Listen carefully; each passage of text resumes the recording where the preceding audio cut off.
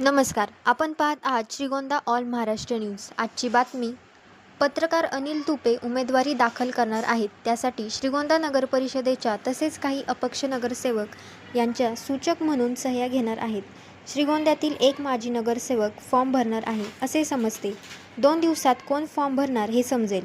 विधान परिषदेसाठी निवडणुकीसाठी उद्यापासून फॉर्म भरणे सुरू होणार असून स्थानिक स्वराज्य संस्थेचे 431 मतदार असून नगरसेवक, नगराध्यक्ष, महापौर यांचा समावेश आहे.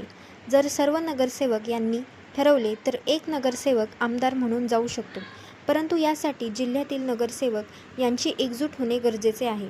431 पैकी 231 मतदान विजयासाठी आवश्यक आहे. जिल्ह्यात 100 अपक्ष मतदार नगरसेवक आहेत.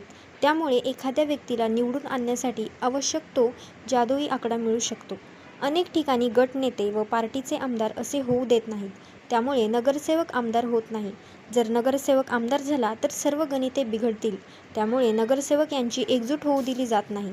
यावेळी फक्त 231 मते लागणार आहेत. त्यामुळे पार्टी कोणाला उमेदवारी देईल ते येत्या काळात समजेल.